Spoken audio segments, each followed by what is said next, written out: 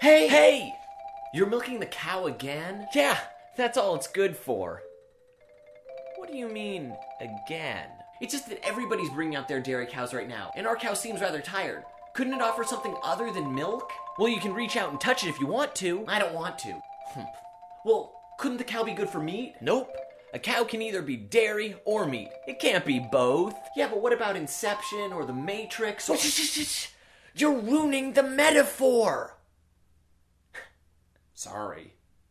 The first Pirates film was successful not because it was an epic, but because it gave us a glimpse into the swashbuckling world of pirates. But Hollywood seems to think that the best way to keep a franchise alive is to give us a two-part follow-up to this. With the exception of preconceived trilogies, I'd say that this is a bad idea because 9 times out of 10, that two-parter always tends to rape the core concept. And it always favors epicness over what made the franchise popular in the first place. That said, some of the strongest franchises you can watch completely out of sequence and you'll be fine. And the same is true for On Stranger Tides. So if you haven't seen 2 and 3, or even the first one, you can go into On Stranger Tides and you'll enjoy yourself. God damn it. The premise is fairly simple, but complicated by the double crossing that is always going to happen in a Pirates film.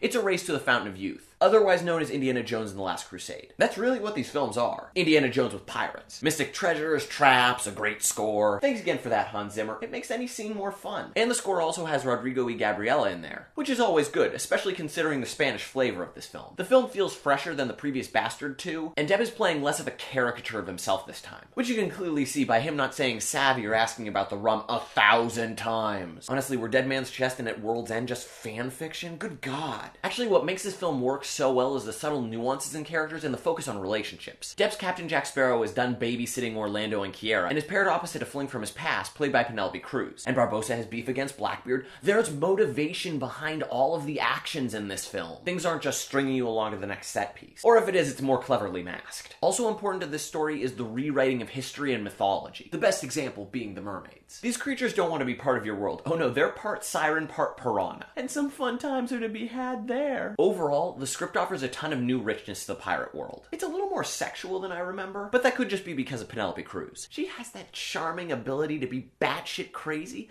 but still sexy. Oh, Javier Bardem, you lucky bastard. But right, the faults. The story does a good job on the double crosses and borrowing from elements from the ride, but sometimes the pacing is an issue. Scenes are solely there for a gag, like the stupid Tippy ship, and action sequences, especially those in the beginning, feel like clunky spectacle. Perhaps it's just to remind you that this is a Bruckheimer film. That said, this is a completely new chapter in the realm of Pirates of the Caribbean, and it's a ton of fun. With new characters, a stronger focus on relationships, and, if we're lucky, no more stupid cliffhanger BS. I give Pirates of the Caribbean On Stranger Tides 4 out of 6 swashbucklers. So those are my thoughts on Stranger Tides. Leave your thoughts in comments below. Or if you'd like, you can check out previous reviews. Oh, and down below there's a link to the Belated Media Facebook page. You might want to get on that because pretty soon there's going to be a thing happening on there. So get over there so you don't have to get over there later. So comment and click. As for me, I'm gonna prove that Hans Zimmer's score makes anything more fun. Now I'm washing some dishes and cleaning the floor, and I'm walking from the hallway that leads from my room, and I'm reading a magazine, and I'm eating some cookies, and I'm reviewing this episode before I upload it.